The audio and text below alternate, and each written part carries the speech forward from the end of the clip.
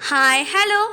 এই গরমে মাকে যখন বললাম কফি করে খাওয়াবো, মা তো একদম রেগে আগুন। বলছে এই গরমে কি আবার কেউ কফি খায় নাকি। আমি বললাম তুমি চুপটি করে বসো, দেখো আজকে আমি তোমাকে একটা দারুণ স্বাদের কফি করে খাওয়াবো।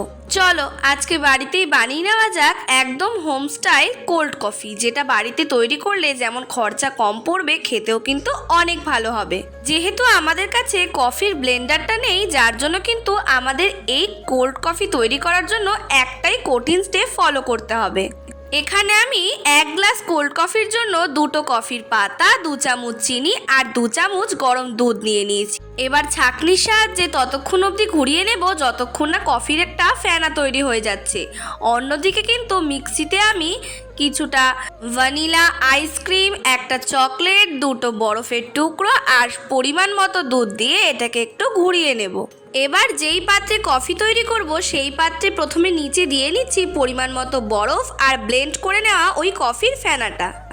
এরপর আর কি আইসক্রিম, বরফ আর চকলেট দেওয়া সেই দুধটাকেও কিন্তু আমরা এর মধ্যে পরিমাণ মতো দিয়ে দেব। উপর থেকে দিয়ে দিচ্ছি আরও কিছুটা আইসক্রিম, সাথে কিন্তু চকলেটের গার্নিশিং। ক্যাফেতে এটা খেতে গেলে কিন্তু 100 থেকে 120 টাকা নিয়ে নিত, তবে বাড়িতে দেখেছেন তো কত সহজেই তৈরি করে নিলাম। তাহলে দেখেছেন তো, আজকে আবারও আপনাদের সাথে নতুন একটা রেসিপি শেয়ার করে নিলাম। ভালো লাগলে সাবস্ক্রাইব করে দেবেন প্লিজ।